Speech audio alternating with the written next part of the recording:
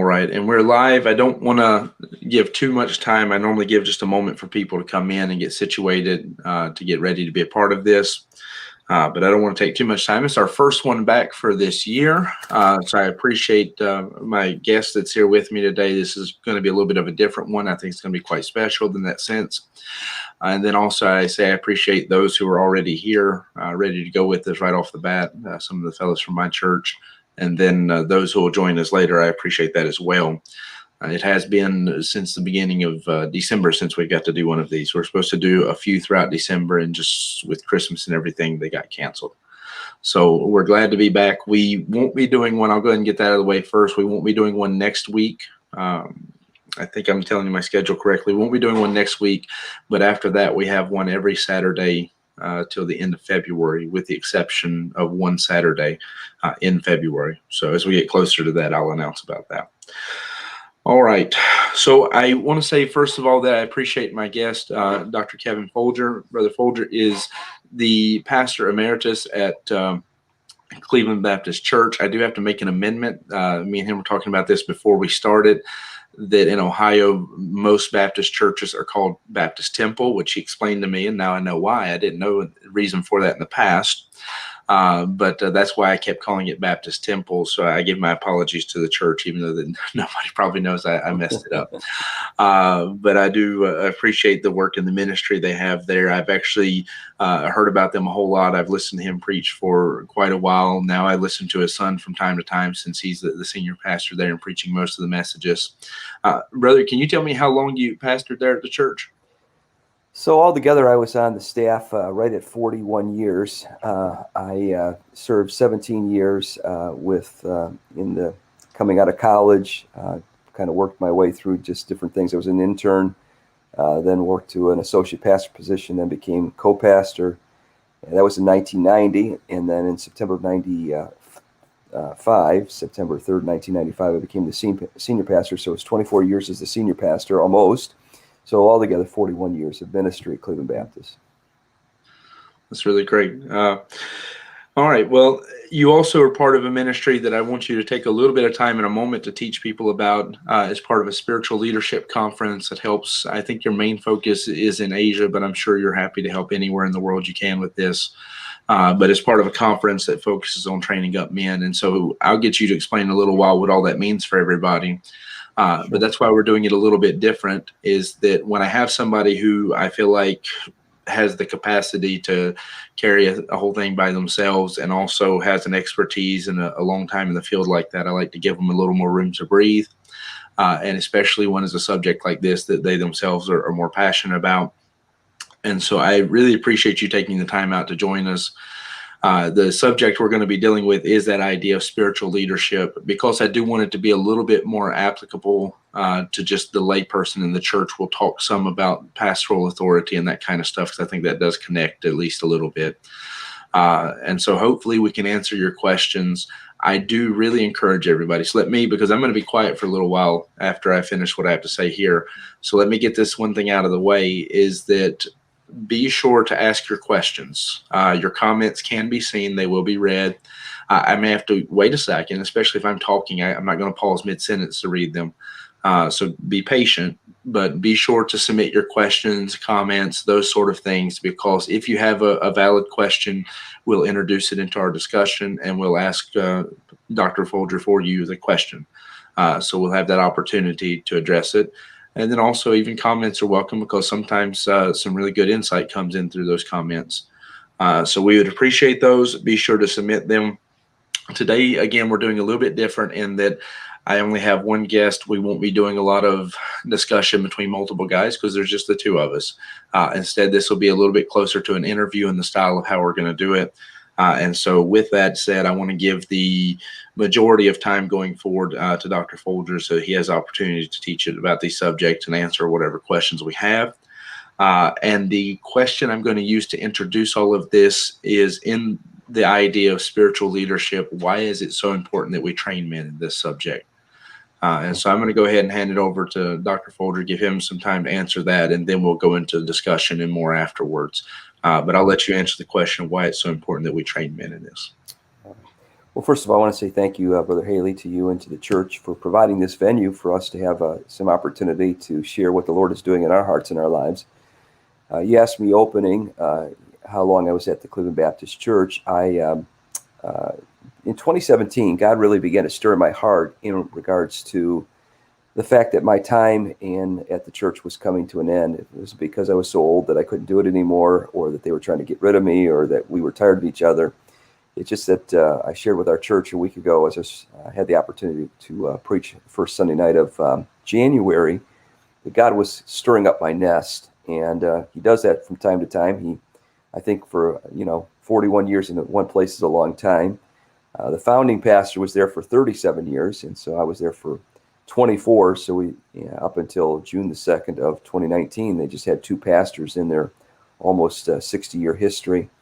So anyway, God was just stirring in my heart in regards to a change of ministry. Didn't know exactly what that meant. I just knew that pastoring probably was coming to an end. So I had the opportunity in 2016 to travel to Manila to be at the Spiritual Leadership Conference of Asia. Dr. Paul Chappell, of course, pastor of Lancaster Baptist Church in Lancaster, California, has been a friend of mine since I started pastoring back in 1995. God just kind of brought our lives together. He had been in Lancaster for a few years, and I had just taken the church in Cleveland, and we were in a meeting together, and God kind of just brought our lives together. And so he became an encourager and a help to me, and I tried to be a help to him. So he invited me to be a part of that particular conference in Asia, and it's a conference that had gone on for a couple of years. In 2015, they did a leadership conference in Singapore, and then moved it to Manila based upon the fact that it seemed like Manila was an easier city to get in and out of and more cost effective than Singapore to conduct such a conference. So when I was at the 2016 conference, I was really thrilled by what we were seeing. We had 2,000 or 3,000 folks show up for the evening services, and God just seemed to open up the windows of heaven, and just a great spirit, different nations from Asia there, with a focus on reaching specifically what we call the 1040 window. Most folks perhaps would be familiar with that, the 1040 window. And of course, it talks about a geographical location. It's not a phrase, I don't think, that Independent Baptists originated, although I think we obviously, most people in evangelical Christianity would be familiar with it. But it deals with 10 degrees north of the equator to 4 degrees north of the equator, starting on the west side of Africa, moving to the east. You go across the top of Africa into Europe, across the Middle East, then into Asia. And when you get to Asia, we like to drop the box down to 10 degrees south of the equator to 40 degrees north. And in that box, we have approximately a third of the world's land mass. On a third of the world's land mass in that particular region lives 2/3 of the world's population, over 5 billion people. Many of the largest cities in the world are located in this 1040 region. Many what we call closed or restricted access nations are there. It's the least evangelized, Christian evangelized realm of the world. So when we went to this conference, there was just an emphasis on reaching the 1040 window. And what we have come to realize, of course, is that we as Americans, I say myself as an American, sometimes Americans have this idea that, hey, if the world's going to be reached, it's going to be reached by Americans. Well, the truth of the matter is that God has other nations and other people, and we're not the sole possessors or sole owners of the Great Commission. And specifically when it comes to reaching a particular realm of the world where perhaps for an American it's more difficult to get there or stay there, even be able to be welcomed into that particular nation. But we found that God has raised up an army, so to speak, of Asians from specifically Southeast Asia who are ready and have been trained, many of them excited about making a difference in the world for the cause of Jesus Christ with the Great Commission. So I was there in 2016, and then I was invited back to be a part of the 2018 conference. It's become a biannual conference every 2 years. So when we went back in 2018, it just grew exponentially. So we were like a couple thousand in the evening services, where on Thursday night of the meeting in 2018, we had over 6,000 in attendance. And we had 49 different nations represented. We had people from just about every tribe and nation on the face of the globe. I know there's more than 49, but it was quite amazing just to see this gathering of brethren and sisters who had come together because God had brought them to this place. And so we had a 350 voice choir, we had a 150 piece orchestra, and these primarily Filipinos were just singing to God's glory. Great preaching, great teaching during the day. We'd break the room down into smaller segments. And out of that, we saw 150 people surrender their lives to say, hey, we want to go to this realm of the world and find our place to serve the Lord. So when I was there in 2018, God had stirred my heart in 2017. God basically said, this is it. This is what I want you to give your time to here in these, what I call the final quarter of my life. So I'm 63 years old. I was going on my 61st birthday when I turned the church over. And so I just felt like God had given us an opportunity to come alongside of Brother Chappell and some other folks who had a real heart for this. But it was an every 2-year program. And I said to them, we see a lot of momentum coming out of this conference. We need to do something to capitalize on this conference. And these folks that are surrendering, to see what we can do to perpetuate this momentum that we're gaining and not lose it until we come back together again in another couple of years. And so we met in August of 2018 in Lancaster, myself and Brother Chappell and another gentleman by the name of Naranjan Sundaraj. Naranjan was born in Sri Lanka and became a very educated, godly Christian man in business. He was at that point the vice president of American Express of all of Asia. But God had stirred in his heart as he traveled across the 1040 window to see the openness of the region to the gospel. So Spiritual Leadership Asia really is about helping train, facilitate, and encourage those folks in Asia, Asians going to Asia. And so we want to provide training, we want to provide resources, we want to provide encouragement, we want to provide financial resources as we're able, just to encourage and help folks go to places we can't go and stay places where we can't stay. And we're seeing God do some great things as God is opening up the door. We were scheduled to be in Manila again in 2020. Of course, COVID came, and so we ended up canceling that meeting. So we thought maybe we could do it this year, 2021. That's not going to happen because of COVID still being a vital aspect, specifically in Asia. So right now we've pushed our time frame to March 1 to 5, 2022 back in Manila. So I'd like to invite any of the folks that are listening, if you've got a heart for being a part of something very special and can make your way to Manila. And 2 websites I encourage folks to visit. One is sl-asia.com, sl-asia.com. And then it's SL, Spiritual Leadership Conference Asia.com. So those 2 websites basically have a lot of information. But the sl-asia.com, there's a link there. It'll take you to the other one.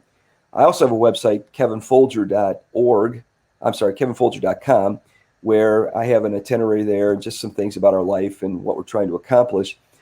But basically, when I think about this idea of training spiritual leaders, I think about what Paul said in 2 Timothy chapter 2 and verse number 2, as he spoke to young Timothy, and he said, "And the things that thou hast heard of me among many witnesses, the same commit thou to faithful men who shall be able to teach others also." So here's what we know: is we know this. We know that the Great Commission is not just the gospel. It's not just preaching the gospel and people getting saved. It's salvation, baptism, discipleship through the local church. And of course, when we think about the local church, we think about the fact that sometimes churches of like faith can come together and have a conference that's perhaps larger than just one particular local church, where people can see brethren come together of the same doctrinal persuasion and have such sweet harmony, and then God just do something in a significant conference. And of course, the Spiritual Leadership Conference of Asia is kind of patterned after what Dr. Chappell does at the Spiritual Leadership Conference in Lancaster every year, in the fact that it brings preachers in to preach and preachers in to teach, to try to encourage folks in just soul winning, church planting, discipleship. So, when we think about the 1040 window, we think about the fact that the Great Commission, Jesus said to go into all the world, not just to some of the world, not just where it's convenient, but we need to go into all the world. And so we realize that this particular realm of Asia is an area that's been neglected with the gospel. Some of it's just because of the hardness. Some of it's because of a false religion, locking doors. The primary religions in the Asian focused area of the 1040 would be Buddhism, Hinduism, and Islam. So those three religions, of course, as false religions, when they take a stronghold and they become the predominant religion, they want to make it so that no one else can speak or no one else can share a different voice. And so as a result of that, we're finding that, there's an opportunity, because we do believe there's an openness. We believe God has prepared people to hear the gospel. So, Brother Haley, think with me for just a moment about you're in a pretty strong area where the gospel is very well needed there in Belgium. But, I don't know what the predominance of Christianity is, but most of these places we're talking about in Asia, less than 2% of the population, probably in most places would be less than 0.5%. So less than 1% of the population would be evangelical Christian, and predominantly other false religions. So if we could get folks in there, and sometimes they have to go in with a worker visa or an education visa or a business visa. But if we can get them in there and they can begin to share the gospel, people are coming to trust Christ as their Lord and Savior. And, we're seeing churches planted. We're seeing God do a great work. And we believe that this is what God wants to have happen here in these final days before the Lord returns. And I do believe we're there. Jesus said in Matthew chapter 9 that, that we are to pray to the Lord of the harvest that he would send forth laborers, because truly the harvest is plenteous, but the laborers are few. We're to pray to the Lord of the harvest and he'd send forth laborers into his harvest. So one generation has a responsibility to train and prepare another generation.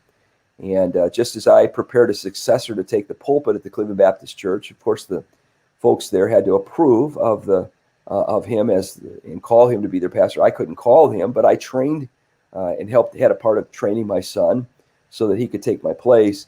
We need to see the same thing happen across the face of the globe. As those of us who've walked in the faith for a while know the Lord have been called to ministry, to train another generation coming behind us so that they're ready and can step up and carry on the baton of the gospel to the next generation as we wait for the Lord to return.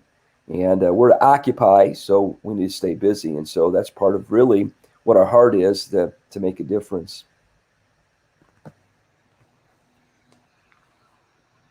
All right. Yeah.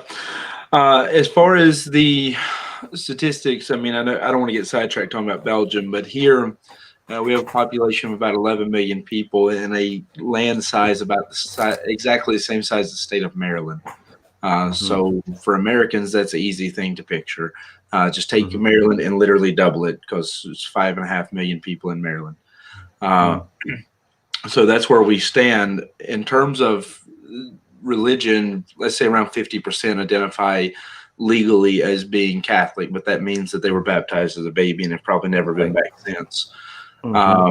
I think practicing Catholics, when I first come here, they said the number was around 100,000 actual practicing Catholics in the country. And then there's a huge amount of Muslim. Islam has a strong hold here. And then you also are seeing, really quite surprisingly to me, the New Age movement is becoming very big here.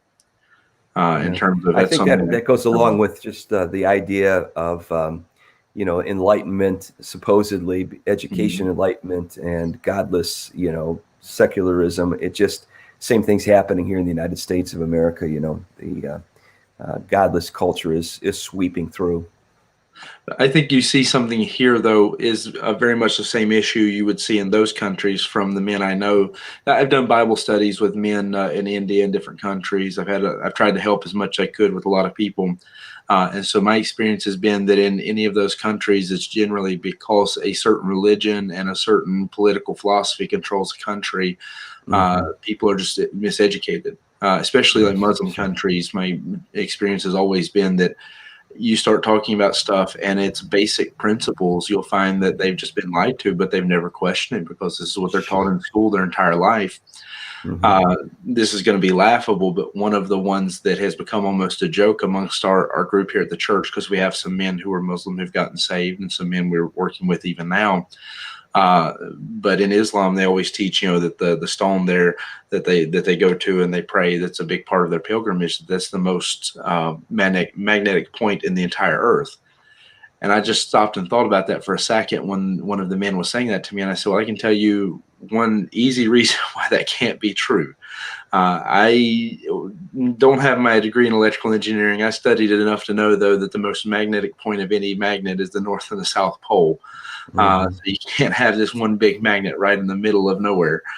And they've thought about that for a second. And there's just so many things we found over time that they've just been lied to throughout their lives. And that's usually what I find when I'm witnessing to a Muslim, is they've just been lied to their whole life and they ate it up. And I'm saying that because where you're working at, I think the same issue is true. That's my experience with the area. But also here in Belgium, that's going to be a lot of the same issue, is that the religion of evolution is taught here. I mean, it is, you are beating your head with it to where there's no choice, but you have to believe this. The Catholic Church controls a huge part of the government. And so there's so many things that when you talk to people that should just be basic knowledge, in my opinion, people have never been taught that. They've never heard. They've just been lied to their whole lives about stuff. And that's why I think that a program like this is so important, especially as a missionary. If I can give just this one thing of commending it, is that my experience with pastors in that area is that it's not that there's so much a lack of zeal or opportunity, but a lack of training. I know a man right now that he went to the Philippines just to visit, and then he wound up spending the rest of his life there trying to start a Bible college, because when he got there, people were conducting the Lord's Supper with Coca-Cola and Doritos, and had no reason why that wasn't the right way to do it. Yeah. They'd never been taught anything. It wasn't that they were trying to be disrespectful to what they were doing. They just didn't know anything different. Now, I know other parts of the world where people say they do it that way because they don't have anything else to do it with, but that's a whole other issue. I'm just saying that from my experience, the lack of leadership being taught within a lot of places to national preachers and national missionaries is very high. Well, we're finding that in particular, if I can interrupt, in these areas that specifically where, in my mind, I go back to the 1950s, 1960s. I grew up in the church I ended up pastoring. So the church got started in a house my grandfather lived in. And so my family started attending the second Sunday of the church's existence. I was just a 9-month-old baby at that point. But anyway, I grew up around these missionaries that had come out of the Baptist Bible College out of Springfield, Missouri. And our church back in those days was very much affiliated with Baptist Bible College. Our pastor graduated there. And so a lot of the missionaries that were coming through, many of them were heading to the Philippines to plant churches. Guys like Boyd Lyons, who's been in the Philippines for 60 years now as a missionary. And, just some other names that would be familiar. But Bob Hughes was there. And so a lot of these Americans had gone back in the 50s and 60s after World War II, had planted some very significant churches and had Bible colleges. And many of those now, of course, are run by nationals. And you've got of course, Rick Martin there in Iloilo, and Brother Martin has probably helped plant 1,000 churches out in the Philippines.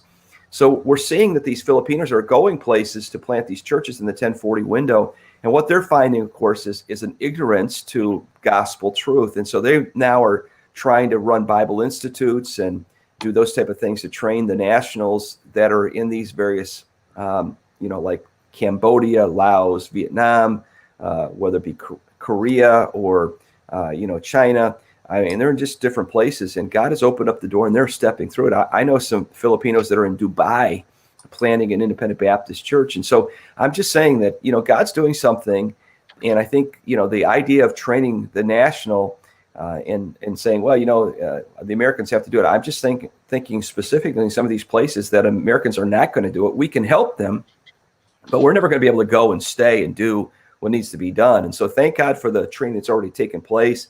And now those folks are taking the responsibility for the Great Commission and going throughout places where we could never go. The idea of Americans going, I mean, just for example, with India, I have friends who are missionaries there. And for Hmm. example, they will never be able to do something like this with me because they have to hide their presence. They have to delete their Sure. internet accounts, all these things, because it's not legal for them to be a missionary there.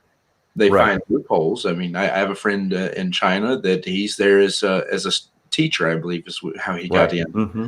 But you have to find all these different loopholes to get into a place. And that's Sure. why it's very hard. And so anytime you have a choice, there's going to be pros and cons with either one. And so when discussing the idea of training the national pastors, I think the negative was always the lack of training. And so when you have a program like this that the focus is to train, I Right. think that answers that issue, that you have an army right there, so to speak, that you can send out, but they just need Mhm. somebody to invest in them and teach them. Yes, they do. They need the encouragement. They need the resources. They need to network. They need to be able to be to find others that can help them as well. So that's kind of really what happens in our conference, is that we have this networking that takes place, and folks meeting each other, and folks being encouraged. We try to bring a lot of resources to bear. We'll ship containers of scripture and tracts, Mhm. and Brother Chap will ship a bunch of the books from Striving Together over.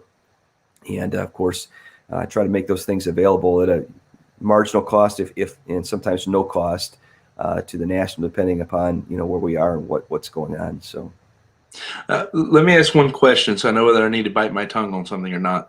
Uh, do you bring is most all of the training done conducted there, or do they bring a lot of the men over to the States for it? no, we most of it is done there. I'm a firm believer of I know there's some Filipinos that have come, and there's even a Bible college here in Marietta, Ohio, that does a lot of training of Filipinos. I'm just not a great fan of that. I feel like we pull folks out of their element, bring them to America, and they see things here in America that are obviously not going on in the Philippines. And when they go back, it's just different. You know what I'm saying? So We I feel spoil them. like I think we'd be better to just keep them there and bring the training to them, and work through the colleges that exist, and then come alongside and enhance that through what we're trying to do. That's my philosophy. I agree with you, and that's why I said I want to ask for I know whether Yeah. to bite my tongue or not, Yeah. because I think one of the biggest mistakes we make in terms of training men in other places to be, to reach their own area is that we take them to America because we have facilities Right. there already, Right. but then they Right. get very comfortable living in America, and then they never Yes, want to go sir. back. Right. Uh, Or if they go back, they don't go back living like a national. They live no. more like an American than a national, which obviously makes them not as effective as they Mhm. could be. So, And I think that's one of the things because I'm familiar with the group there in Marietta, and I'll say I met a man while I was in Ohio because I raised a lot of my support there. That he was part of that college, and he was from Papua New Guinea. And so, if we work hard enough, you can probably figure out who he is because you may have yeah, met him. I'm sure I you know crossed. him. I believe him. I know who he is. Yes, sir. There were several of them. So, but this Yeah. particular guy, he could preach. I mean, he had tremendous preaching ability, and I feel like God could use him greatly. But I also, that was one of the things I expressed to my wife was that I had a concern that because he came there to get his education, that I know a man who was a missionary in Papua New Guinea for decades. He had to leave eventually because of health concerns. That's what he always said is that if anybody ever left, when they came back, they were either ruined, they were spoiled, or they just never came back. Right. Yes, sir. Yeah, it can happen. But all Sure. right, well, I appreciate getting the opportunity to put that out there in terms of what the ministry itself is. I want to take and look at questions around the idea of spiritual leadership because I want to make this something that could be used to help preachers, help anybody in that area who could, come in access with this. Because I'll run this video as an advertisement once it's done, and so normally my viewership when I do that is in Asia, so we'll be hitting the right Good. window with that. Good. Yeah, that's Uh, wonderful.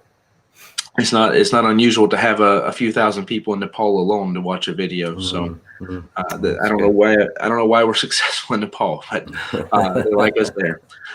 But Yeah. I do think this is so important because I think in reality the subject spans far beyond just that central focus ministry of training men in that area. I think it's a subject that everywhere you see struggle in this. That I come from an area that I see a lot of men coming in to pastor churches where you've got churches on every corner. I live in the Bible, or I'm from the Bible Belt of the United States, And so you have all these men pastoring who, I'm not saying they needed a Bible college education. They come in with very little put into them, and they have a tremendous heart for the ministry. But once they take a church, they're really not ready for a lot of what that means. There's a lot of struggle in that for them because they weren't prepared for it. Even regardless of age, they still essentially in a lot of ways were novices. And I know I'm a young fellow, so it probably sounds hateful for me to say that, but I've been preaching for 17, 18 years now. So it was something of a lot of time put in for me. So I guess my first question I'd like to ask you, just to make this more accessible to everyone, is what are some basic principles that you would say people need to learn about leadership, about spiritual leadership? Well, of course, a person's personal walk with God is so vitally important. It's not enough that we say, okay, well, I'm studying for, a message. When I was pastoring, of course, at least 4 preparations every week. So I was in the Word a lot. But it was, I had, before I ever became a pastor, I had to have a walk with God that was, I get up early, spend some time with the Lord before I would ever get myself dressed or even my family get up. And it would just help me tremendously. And I feel like sometimes if we're not careful, we neglect that side of it. It's just about, well, we got to preach. And whether you mentioned somebody that's, a guy can preach. Well, it takes more than talent. We know that, and gifts. It takes character, and character, of course, is developed through a personal walk with God. And God forbid, we're all human beings. We all have issues that we have to contend with. And, I've been saved since I was 5 years old. So we're working on, some 48 years, 58 years of being a Christian. And yet I still find that God is still working on me. There's still things he's showing me. And that comes basically through my personal spiritual development and my own walk with the Lord.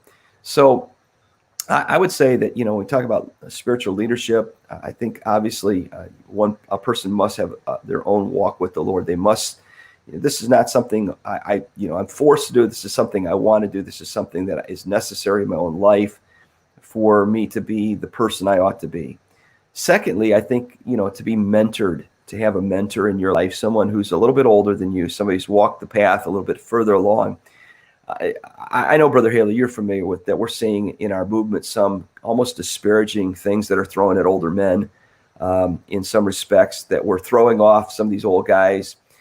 Are there issues in our past that have been, areas that obviously were wrong? Of course. The idea that we worship at, literally almost make a man a god, and what he says goes, regardless of, we all know that's foolish. We also know it's foolish that there were times when sin was swept under the carpet and we moved people along to different ministries without informing folks of the moral failure or whatever. We all know those things have happened. But I also want folks to be aware that it wasn't just an independent Baptist thing. That happened in many, many places, and because it's human. It's human to do those things. And I'm not trying to placate it or act as if it's not something. I'm just simply saying we know that. So I think, what we've done in some respects is we've thrown the baby out with the bathwater. And so now we got these young guys who know everything. You can't teach them anything. They're reformed, and they're reformed fundamentalists. They're recovering fundamentalists. They're whatever, because they're hurt. And I get it. I understand people have been hurt. But, I feel like there's ditches on both sides of the road. So if you get out of one ditch and you bounce over to the other ditch, what's the difference? You've just gone to the extreme, the other side. Instead of correcting and, maintaining a good level balance, now we've gone to the other extreme. So I think to have mentors in your life. I came out of Bible college. I'd been raised in a Christian home, raised in the church that I came back to work on the staff. But I cannot tell you how blessed I was to be mentored by the man who was my pastor, who took an interest in me and saw in me things that I didn't see in myself and helped me in my spiritual development. And so, he was 20 some years older than I was, probably 20, 25, 26 years older than me. But as a young preacher, he said, let me take you under my wing, and, gave me opportunities, standing in the pulpit of the Cleveland Baptist Church when I was, my 20s on Sunday nights, like if he was gone, or on a Sunday morning to preach to that crowd when, to me, that was just unbelievable that I had that kind of opportunity following a man like Roy Thompson, who was the founding pastor and well sought after in the United States as a great pulpiteer, but yet he invested in me. And my dad invested in me. And so having these older men pour into your life is something that's vitally important. And then I think, in our church from like the mid 1970s, we've always had like a Bible Institute in our church that operated on Monday and Tuesday nights. And it was something that, not everybody, if they're called to ministry, can go away to Bible college. They can't all pack up their families and leave their jobs. So we established Heritage Baptist Institute in the 1970s, and it continues today. It's a Monday and Tuesday night program, runs from 7 o'clock till 10 o'clock on Monday night, 7 o'clock to 10 o'clock on Tuesday night, 5 classes that are offered every semester, and with a chapel in between on Tuesday. And again, we just see a lot of our men, develop through that. And we've got missionaries, we've got pastors, we've got better trained laymen. We've seen a lot. God bless that effort. And certainly there's a place for Bible colleges. There's a place for folks to go where they get that training. But the idea of spiritual leadership is that, okay, as God develops me, I can't just sit on that. I'm supposed to do something with it. And, I found in my own life, honestly, the opportunities that God has given to me just been a little bit overwhelming because, when I was a kid growing up, probably most people would have labeled me ADHD. I just have a hard time focusing. I'm certainly not slow mentally, but my mind moves so fast many times, and it's hard to just keep it, in balance. So, my speech elements were difficult when I was a kid, sometimes stammering, stuttering. And so I just could see, a need, and yet God continued to work in my life, giving me opportunities and developing things. But I had to be willing to take the steps. You know what I'm saying? It wasn't just, okay, there's an opportunity. You got to take advantage of that opportunity. You can't say, well, I'm not doing that. It's too big for me. So I think spiritual leadership is saying, okay, God's opening the door. Believe this is what God wants me to do. And I may be uncomfortable and I may have to get out of my box, but I'm going to have to step through that door. And that was something that God did in my own life. If you go back to my Bible college days and people that I trained with in ministry, probably most people would not have said, hey, Kevin Folger is going to pastor the Cleveland Baptist Church. He's going to be able to, because of that, have an opportunity to speak on some national platforms. Nobody would have envisioned that for me. I didn't envision it for me. But God allowed that because of, again, leaders in my life following the openings that God gave to me and just trying to serve the Lord the best I can. It's interesting to me that you would say that because in all honesty, if you asked me the question, it's actually a little bit funny to me that it wouldn't have been very different, my answer, because even the illustration about the car in the ditch, you can ask anybody from my church. It's one of my most common illustrations I use for anything, is I think we as people have a tendency to overcorrect. So we run from one problem to another, not realizing that, the road's here. And I would agree with that.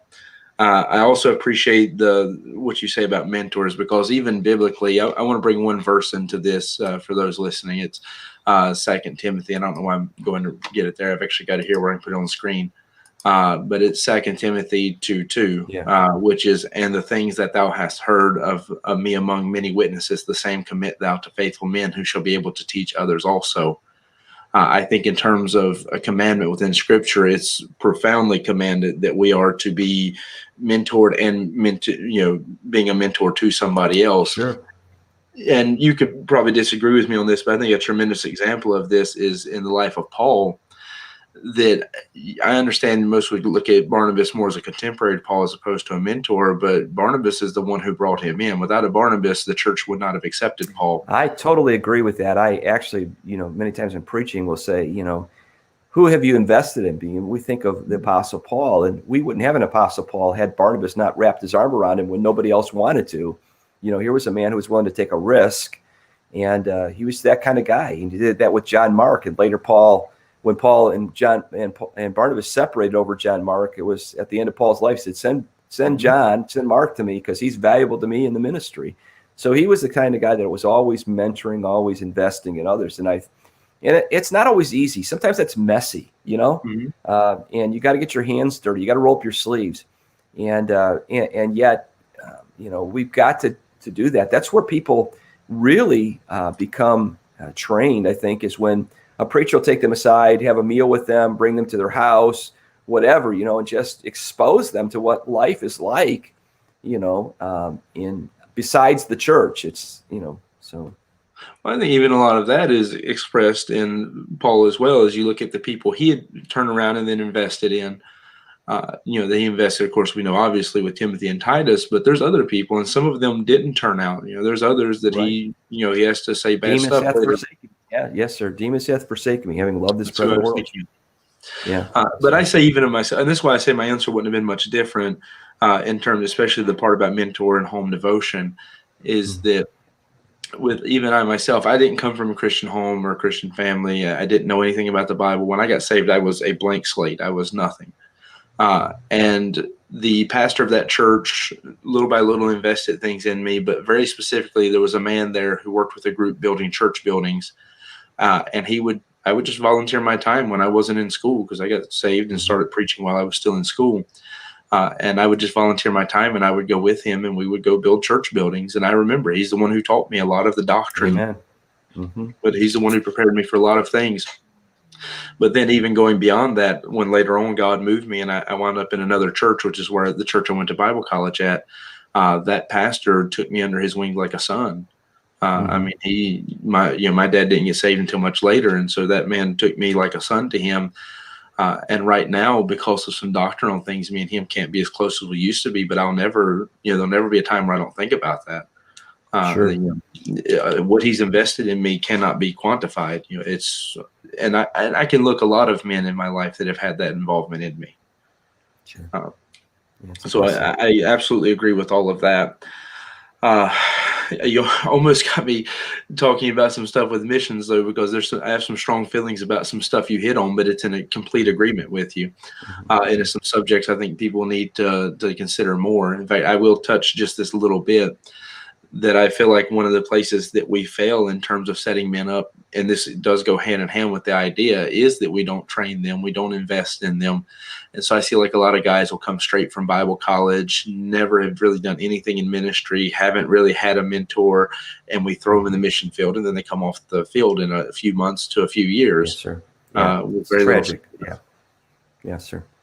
And so I think in terms of broadening the idea of why spiritual leadership is so important, and why it's so important that we mentor and train people. Of course, I think as we go on, we can tie this into within the home and investing time in your own children. I think we can tie this into, investing time with people in your church.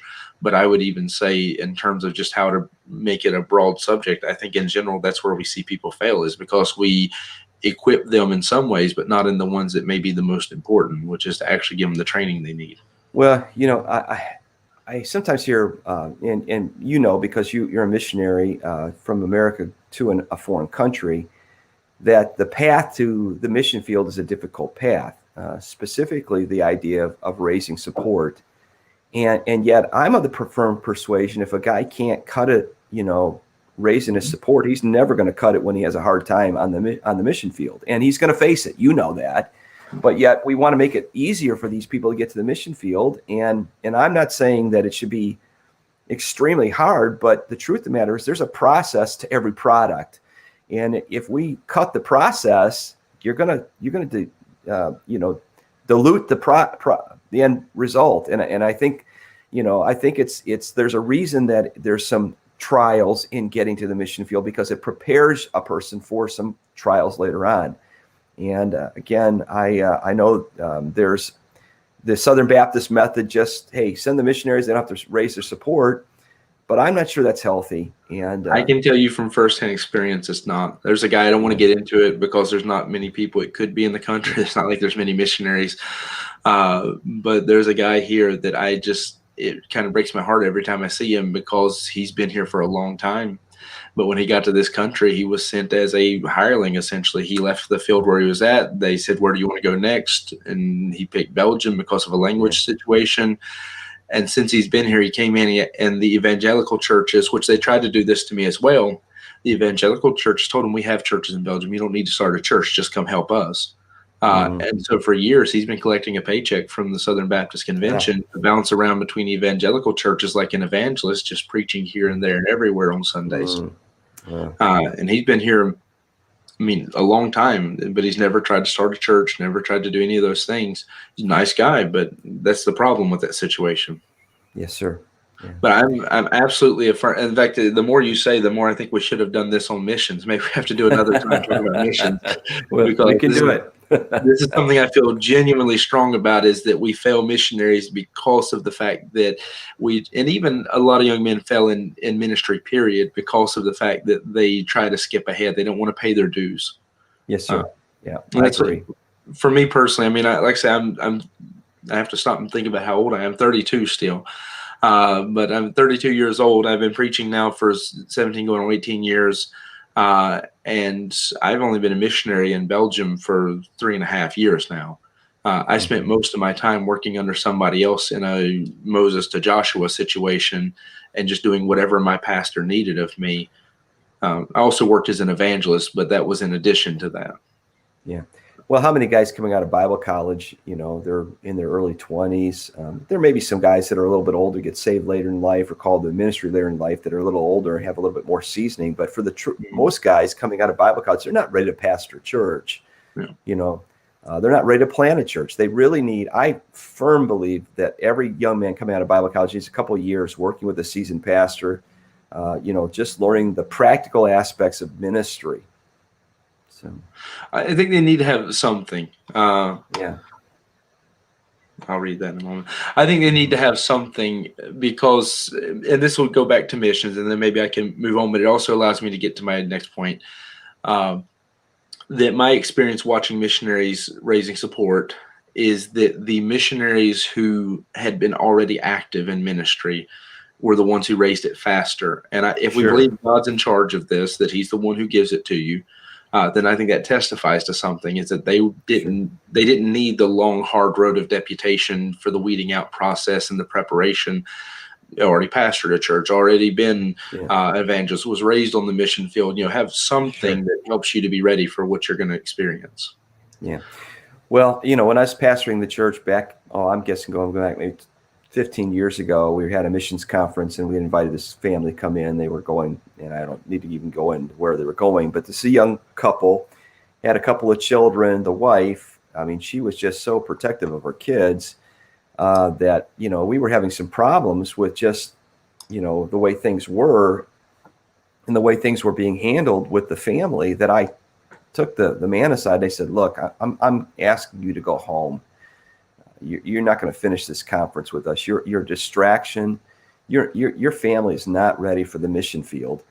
And, he looked at me and of course, I think it stunned him. But I said, the truth of the matter is, I said, you don't have your family under control and you don't have your household the way it should be. And I said, so anyway, to make a long story short, he went home and they pulled back from going to the mission field because he did have some things he needed to work on. But the truth of the matter is, it would have been easy just to look another way from the red flag and let him go on. But that's just not fair. It's not fair to the work of God. And it's not fair to him, specifically when a seasoned man like myself could look at him and see some things that needed to be addressed. This probably answers my next question already. I think we've already been, actually, the two questions that could be combined in one, because I was going to ask what would you say is most important, but I think you've already hit that. In terms of practice in your life to be a godly leader. But my next one was going to be about where do you see men struggle the most? And it seems like we've already probably answered that question, is that men just struggle because they're not equipped. Yeah, I think that's part of it. Again, we're living in a day and age when a lot of things are I think, being short-circuited. And, I have to tell you that to see families in ministry today is vitally important. My wife and I, we raised our kids. We have 3 sons. Our oldest son is a businessman. My middle son's the pastor here at the Cleveland Baptist Church, and my youngest son's the associate pastor at the church in Indianapolis. They were all raised in ministry. All of our kids are in church. They're all serving the Lord. They all, are faithful to the things of God. But I hear people say, well, you really can't raise your kids in ministry and turn them out today. That's just not true. You have to work at it. My kids, when they were being raised, I wanted them to know, number one, they had a dad who loved them and who was going to be there for them. While I had responsibility in ministry, I had no greater responsibility in ministry than my own family, because I felt like if I lost my family, then I would lose whatever credibility I would have in ministry. So our kids were involved. I mean, they were involved in bus routes. They were involved in our church's extracurricular activities, all the stuff, the youth ministry, and they wanted to be. So it wasn't like we had to bring them dragging and kicking. And a lot of that, I think, is just what's going on in the home. Do they see reality or do they see hypocrisy in the home? So I think we have to be very, very upfront that, are we perfect? No. But, we're going to be real Christians that, if I did something wrong as a dad or as a husband, I had to own it, and I needed to own it before my kids. And the truth of the matter was, there were times when I'd say to our kids, look, financially, we're having a hard time. We need to pray and ask God to do something. And, to be honest with our kids about stuff like that, and then they see God work, is just, there's no way to say, well, you shouldn't do that. No, our kids needed to see that. And it helped them to have faith as they were going to Bible college. All three of my boys, when they went to school, I said, look, there's very little I'm going to be able to do for you financially when you go to college. You're going to have to work your way through. And many of them had friends who looked at them at college and said, well, your dad's a pastor of a big church. Why isn't he helping you? Because I said, you tell your friends that your dad's trying to raise men who are responsible and know how to work and not just have things handed to them. And so I think part of it is just that if we're not careful, we coddle our kids too much. We don't allow them to suffer or to face hardship or difficulty. And so I would encourage, our listeners to realize, hey, the struggles in a pastor's home or in a missionary's home are very real, but we can't ignore them. We have to be real about it and help our kids to see, hey, there's a God in heaven who can work us through these issues and help us. All right. Yeah, I would agree with all of that. I think in terms of the question of what's most important, what do we struggle with, I think is kind of a circle of an answer in that, in regards to, that home devotion life, that close personal walk, that integrity, and then also that idea of being equipped. I think those two issues probably go hand in hand, where it'd be hard to separate the two. Because even we could introduce a question that was not addressed before, and that was the question of, where do we start training people? And I think you've already addressed that as well. We start as soon as we can. Timothy, I think, is again an example of that Timothy seems to have been taught from the time that he was a child by his mother and grandmother. They were already preparing him to be a godly man. Absolutely. And then Paul took him as early as he could get him. Mm-hmm. So I think you see a lot of that there as well. Let me give a few questions. I don't want to keep you all day, so let me give a few questions about pastoral authority, because I do think that's a subject we kind of hit around it, and maybe it's a time to get into it a little bit. And that would be, my first question would be, what should a church expect of a pastor in regards to taking authority in situations and so forth? Well, again, I don't know that you would want to call a man that you don't have confidence in. So, I'm a firm believer that part of a responsibility of a pastor is to train his successor. And so if we look at like the Cleveland Baptist Church, and I know not every church is like our church, but if our church is working on its 63rd anniversary, it's, so it's now 62 years old, to be 63 this coming August. It's had 3 pastors. It's a very strong, very vibrant church. One of the reasons for that is because it's never been without a pastor. And the first pastor trained his successor. I trained my successor. So I feel like in some respects that when a man takes over, I knew even as I followed a man who pastored the church for 37 years, there were some things probably that needed to change in our church, just processes, nothing doctrinally, anything like that. But I also knew that I just didn't have the right to come in because, okay, now I'm the new pastor, I can start yanking things around. It takes you a while to learn to earn the respect of the people. And I feel like people make a terrible mistake in thinking, okay, I'm the pastor, I can do whatever I need to do, and nobody should question that. And I think that's ridiculous.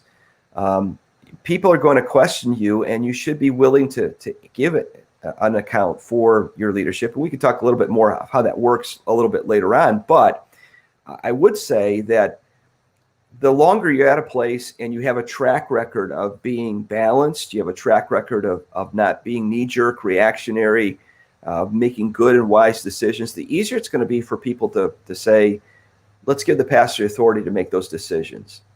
I think the constitution and bylaws of a church should kind of line out what kind of authority the pastor has. I think it's biblical that a man pastors a church, but there's no such thing as just absolute pastoral authority with no one being able to question that. I feel like that's a terrible place for us to be, or for someone to think that they should be able to be there. None of us are above questioning. None of us are above someone asking, why are you doing this? Or why did you preach this? Or why do you take this particular position? During this COVID thing, specifically, it's been very difficult for pastors because they've had to make a lot of decisions based on the limited information they had at the moment. And some of them, of course, now looking back, said, man, I wish I hadn't made that decision. Well, or I've learned and I'm not going to make that decision again. But, some of these guys are in a no-win situation because they got people in their church who are absolutely think this whole thing's a hoax. You should not be concerned. You have other people who think that you're not taking it seriously enough. So in some respects, a pastor can't win in the COVID response to the pandemic. But on the other side, whatever position a man takes, he should be able to give an answer for why he's doing what he's doing. And so as far as the pastoral authority, I think biblically, God gives the pastor authority to lead a church, not to drive a church, not to, browbeat a church, but to lead a church spiritually, like a shepherd would lead sheep. He's to lead his flock.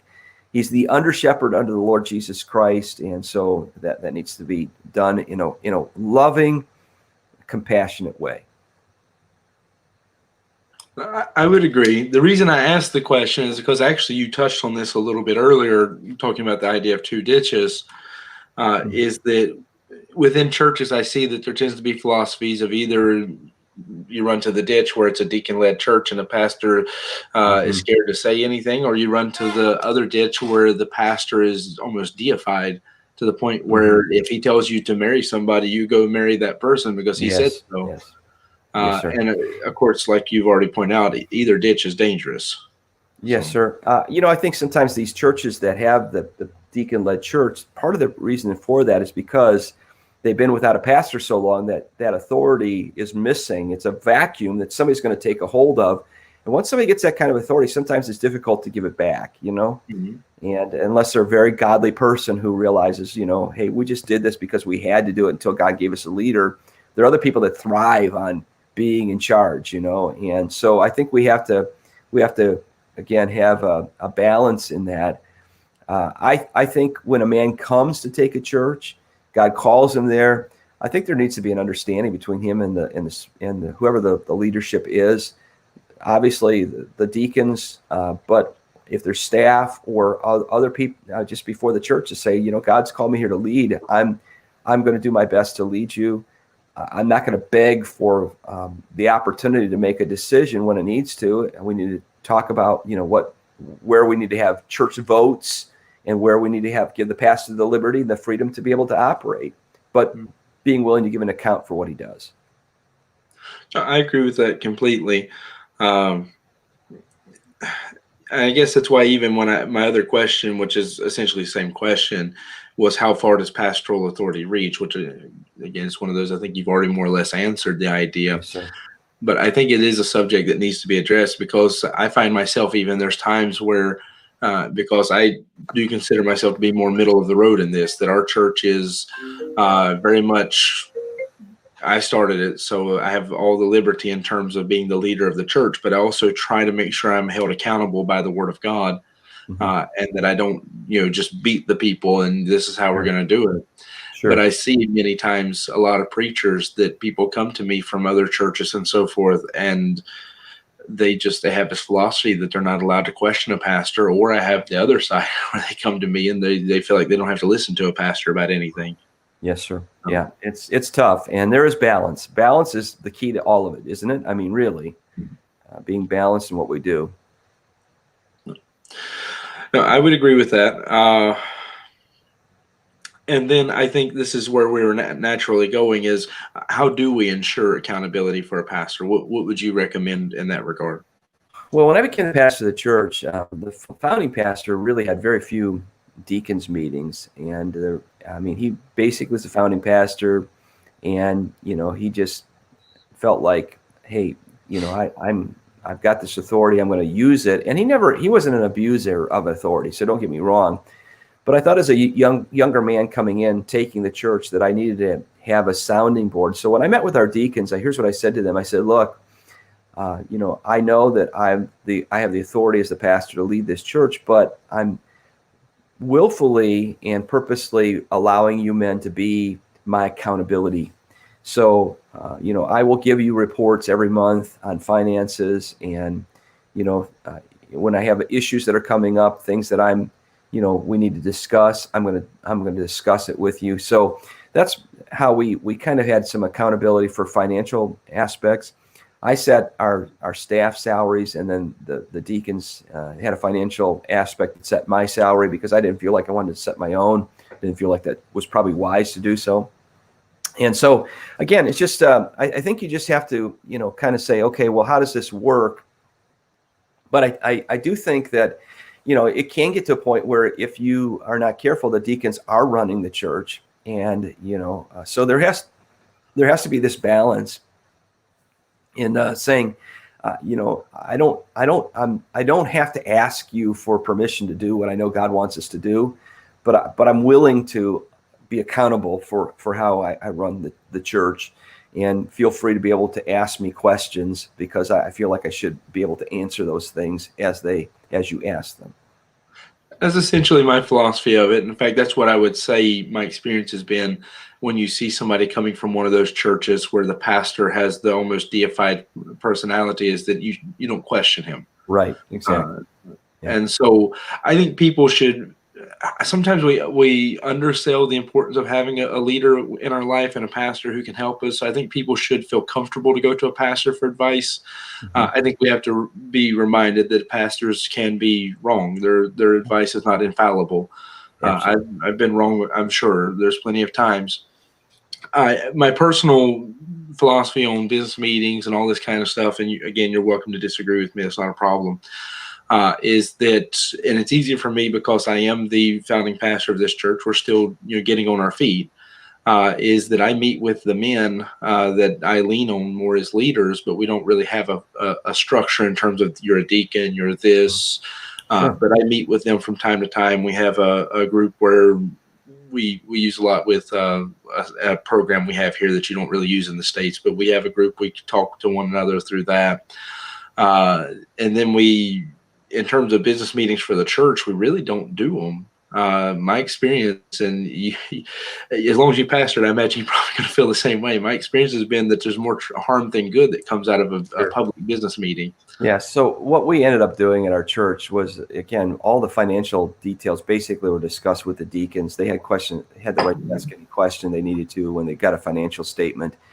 So once a year, we would give an end of the year financial statement to our church, but it wasn't a business meeting. Basically, it was here's what came in, here was how it was spent. If you have questions, you can ask the deacons or you can come and talk to us.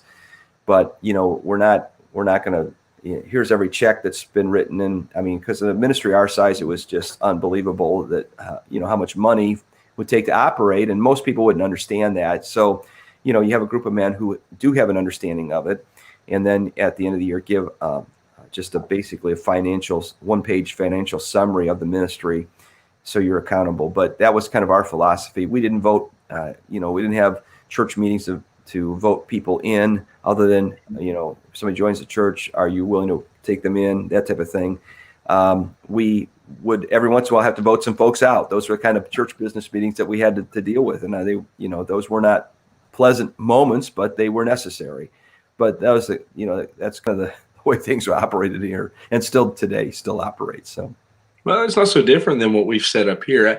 I've tried very hard to watch what I've seen succeed and what I've seen fail, what causes troubles, and then just get away from the basic structure of, well, this is how, you have to do it this way because this is how everybody does it. You do a business meeting quarterly or monthly or however. And so for us, I talk to those men. I go to them when I need somebody's, to help be accountable for the decision and so forth. I include them in those kind of things when I need that extra leadership in that part. But in terms of a business meeting, we essentially do the same thing you're discussing. Is that actually we do it the first Sunday of the year. We discuss the vision for the church, talk about some of the things from the past year, and so it's not so different. But I'm glad to hear that that's actually the way you did it, because it helps me to see that it's not that crazy of an idea. But I think these are some things maybe as far as for pastors that would help them to consider. And I think for people in a church, they need to consider this, because I know my experience with people coming from the States and people who have more experience in a church is that they have more expectation for, well, let me know what's going on. I want to know how much money is being spent on everything. Let me control. And I think it would help people to realize that if you've got a pastor who's doing a good job, he doesn't need to be without accountability. Somebody should be looking over his shoulder. But I do think that sometimes the individuals in the church probably do need to relax a little bit and let that leadership structure of the church take care of it. You don't want to hamstring your pastor and, can he buy, if the church needs toilet paper, does he have to come and get a church vote? That's crazy. Churches split over carpet colors and wall colors and stuff like that. That's foolishness. So, we got bigger things to do. And, I think if we can get our church to the point where that we're soul conscious, that, hey, this church operates to win souls, see people saved, baptized, discipled, the other things kind of fall into place, unless, the devil always trying to get in the mix. So pastors have to be careful that they don't allow themselves to be, to the point that they're being a dictator. Neither should the church get to the point where they're hamstringing the pastor and keeping him from doing what needs to be done. So again, we go back to this idea of balance in the walk of what a way church operates. Well, I think a lot of that for pastors, that fine line that will help them is to never get to the point where people can't question you about why. Right. I agree. Yes, sir. Yes. I think for pastors, that's probably one of the biggest things. Just remember, you're not infallible, and you do need to explain sometimes. Sure. For the church, I think it's a matter of realizing that God did design this to be led by a pastor, and those men that are in a leadership position, of course, sure. And that's why they're there, is to help keep some degree of accountability. And so that's why, you have people who know what's going on financially. You don't have to know where every penny's spent, because I do know churches. And that's why you say it, you say it, people may think you're joking, but I know churches that pastor's allowed to spend up to $100. If he spends more than $100, he has to hold a business meeting to find out. Yeah. Crazy. And it's sometimes just basic stuff that you need it. You have to have this, but he still has to do it. And to me, it's crazy. Yeah. But I do, in terms of accountability, I'll say this. I do think somebody needs to know what's going on and stuff. And it's different. Again, as a missionary, I pay for most everything out of a church out of my pocket anyway. So I have a mission board that I report everything I spend to them and so forth. So I have extra layers of accountability. But I say this because there's a church in my area that they financially were probably one of the most successful churches in that area. And a guy come in and said, look, we're not doing business meetings. We're not printing any expense reports. We're not talking about this anymore. And he bankrupted the church almost overnight. Because nobody was watching what he was doing. They did want to give him that position. They wanted to give him that trust. And so I'm just saying this, not to change anything you said, but to emphasize why that balance is important, that you have men who help in the leadership, but also people kind of relax. Yeah, there needs to be some sort of financial reckoning, and I always, depending on the size of the ministry, I've always encouraged churches to have an outside accounting firm at least look at their books annually, if not quarterly, and do just a review to make sure that there's nothing improper that's going on there. That it helps two ways. Number one, it keeps things, appropriate. Number two is if you ever have to go to a bank to borrow some money, even if it's short term, you don't have to go through the rigmarole of having books set in order, because they're already in order, which is helpful. So accountability is very important. I think we can't underestimate how important it is. Absolutely. And I'll get to my last question because, again, I don't want to hold you all day. And that is, how do you recommend to someone to try to recognize good leaders and to invest in those people? I think those of us, and I think spiritual people, you don't have to be in ministry, but spiritual people recognize the fact that God is working in someone's life, has a plan for them. I think that that's pretty clear. We had an old man here in our church who years ago was, one of my responsibilities early in the ministry was senior adults here at our church. So I started a senior adult ministry. And so my wife and I we were young, we had small kids, had 3 little boys. And of course, these were older people. And so they loved us, and gave me an opportunity to, work with older adults and mature people. So there was an old man who took a real liking to my middle son, Peter, who's the pastor here. And he, every time we'd go out making calls, he and his wife said, well, hey, let us watch the kids. And so many times Peter end up at their house, and their apartment. And he said, I come in and he said, hey, Pete's been preaching today. He had my little Bible. He said, he's going to be a greater preacher than Billy Graham. And of course, he meant that as a compliment, not thinking about any type of compromise or anything in the realm of work, but just the preaching ability.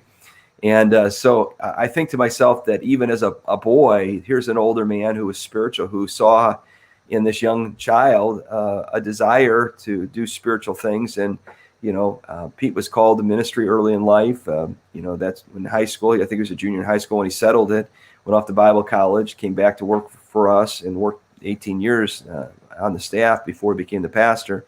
And so, I mean, it's just, you see those type of things in people, and you see the fact that, hey, it looks like God's hands on this person's life. I can see them in ministry. I can see them on the mission field, or you see them growing, taking on responsibility. So I think that's how you see it. It's not, God just kind of opens up your eyes to see those that he's working in their lives and taking them perhaps to the next step or the next level spiritually, and will impress upon your heart to kind of get in there and kind of mentor them a little bit. I think if I was to give an answer on it, it would be explained different, but it'd be the same answer.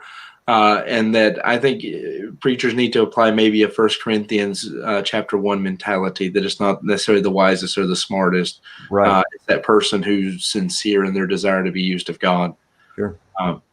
Because that's been, again, something that I've watched over the years to see a lot of fellas struggle with, is they'll pick a guy based off of something that stands out. He can sing, so this is definitely going to be a good pastor. No, I get that. Yeah, I understand. But I think I think you and I are on the same page. I think there's something the Lord does in our heart that says, hey, not just based on talent or gifts, but it is, you can just see there's something happening in the life of that individual. So. The sincerity that there's actually something there that they want to serve God. You don't have to twist their arm and make them go. Right. There's some genuineness to their desire. Yeah. And that's, again, having sat back for a few years watching. I don't have nearly as many. I mean, you've got more years in the ministry than I've been alive, so I'm not trying to act like I'm some grand expert, but I'm good at watching and understanding stuff. Sure. I was a machinist, so my job was to look at something, figure out how it works, and understand it. Okay. So I say that because what I've seen is the guys who stick it out, the ones who tend to be, I think everybody's worth the investment to some degree or another, but the guys who really seem to pay back in dividends are the ones that you don't pick them because of some great talent they have. It's not necessarily the guy with the highest IQ or the most likable. It's the guy who's really sincere. He has some desire. He may be the quietest person, but he has some desire to actually be there. Yeah. And maybe the better example of what I mean is I've known a lot of churches that they pick their deacons based off of who had, this guy's a local businessman. He surely knows how to manage money. He's a leader. He's not a servant. He's a leader. But obviously servant leadership, and that's vitally important. And so I think we've hit everything I need to get to. There was a question asked in regards to whether somebody should be married before they pastor. I don't know that I want to open that can of worms, just because that is something where people will be subject to their opinions on it. I think when it comes to divorce and pastoring and so forth, that's something that's a little more easy to give a clear, this is what I believe. But in terms of whether somebody's required to be married or not, that's going to be a lot of, this is what I feel, this is what I feel on it kind of thing. I would agree. I tend to believe that, that it helps a man to be married if he's pastoring a church in so many ways. But that doesn't mean that a man, can't not be married, because there have been some men who have been widowed in the ministry and have not remarried, and they're still continuing to pastor a church. And I get that, why that would be the case. So, all in all, I think it's very helpful for a man to have a wife walk by his side in the ministry, just in so many ways. So I think we can agree on that as well. That I think if you push me to give an answer, it'd be that it's better for him to be, but it's not necessarily a requirement. Right. Yeah. There's a lot of things that I wouldn't be able to do without my family, and I see that more now. I didn't get married until I was in my late 20s, and so I spent the majority of my ministry by myself. And admittedly, there's a truth that there were some things that I was more free to do. I could go work a full-time job, stay up half the night going to a preacher's meeting, and then driving back home and so forth. I could preach 5 times on Sunday. It was not a big deal. Now that I have a family and I have to account for stuff, I have to be a little more careful with all of that. Well, I'm just the opposite of that. I got married when I was 18. My first son was born when I was 19. I had all 3 of my kids by the time I was 23. So I've got 3 now, but I'll be 33 this year. So and well, they're all very everybody's small. different. It was a different world back in the 70s, that's for sure. So in fact, I think I hear one of them coming to interrupt me now. So he's probably going to get in trouble in a minute. Well, brother, I really tremendously appreciate you joining with me in this. I don't see any more questions coming in the comments. I did have to give somebody a timeout because they were trying to tell when the rapture was going to take place in the comments. But other than that, it's mostly been people from our church just mentioning stuff. So if anybody does have a question, it's the last chance, and you got to type fast because I'm not going to wait for it. But brother, I really do appreciate it. Is there anything in particular you would like to say? No, just to ask that folks would pray for us. I start tomorrow my 2021 travel calendar. I'm going to be kind of local here tomorrow, and then next week I'm going to be in Texas. The following week in North Carolina. The following week I'm going to be back in the area, and then going to be out in California. So we're going to be all over the place. My itinerary and travel schedule is found at my website, kevinfolger.org, or at the sl-asia.com website. And so folks can go there. And but if you pray for us as we travel, God to give us favor with people. I don't need to raise personal support. We are raising support for national pastors, and those are some of the things that we're trying to do right now. As God brings people into our life, we would like to be able to help them financially. And then just pray that this COVID, of course, everybody's affected by it, but if COVID would lift, certainly would be a help to us in trying to get our big conferences started again, and even some regional things that we want to get going. So by the grace of God, sometime in 2021, I'm going to be over in Asia for at least a week, and then 2022 we'll be back for the big conference. So, all right. Okay. I give this thought as a kind of a closing recap and things that I guess the big takeaway for me for all of this to give to people is that whether you're talking about being a leader of your home, leader in your church, leader anywhere, the most important thing is to spend that time alone with God, and of course in your family, have that time as a family with God, because I think that's going to be the key in all of it. And then beyond that, the next thing that goes hand in hand with it is to be well equipped. Sure. Don't just rush into it. There's a reason why God said not to make a novice into a pastor. Yeah, absolutely. Yes, sir. And so I think for a lot of us, we need to step back. Like if you're a man working in a church under somebody and you're trying to come along and help him, then remember he's the pastor. You're there to help him. So servant leadership, as was said. Yeah. Have a heart to get in there and do whatever you can to help. And it's not that you can't ask questions and offer advice. Those are more than welcome. Just remember that offering advice doesn't mean he has to go and change his direction to follow your course. Right. I see that's where a lot of people in church tend to struggle, is they think because they offer advice, the pastor's obligated to change course that way. But you're trying to help, not steer the ship. Amen. And then in terms of just where people struggle, I think it comes down to the same thing as well. In terms of what to look for in people and what I think you as an individual, just talking to the audience, should be trying to grow within yourself, is that sincerity, that drive that you really want to do something for God. That I think will supersede any abilities or so forth. And if you want to understand what I mean, just sit down and study that last part of 1 Corinthians 1, where Paul goes into that what God needs more than anything in a servant is not your abilities, but your availability, your willingness to serve. Yes, sir. All right. Well, I tremendously appreciate it. I enjoyed it. You've convinced me that if we find another time it works for you, maybe we should talk about missions, because I'd love to do it. I'd love to. there's a lot of good stuff It's a there. passion of mine for sure. But Brother Haley, thank you for the opportunity to be a part of this conversation today, and pray that God will bless your work and ministry over there in Belgium. We appreciate that. Thank you, brother. All right. Well, I'm going to go ahead and close out the live stream. I appreciate everyone having been a part of it, and hope it's a blessing to each of you.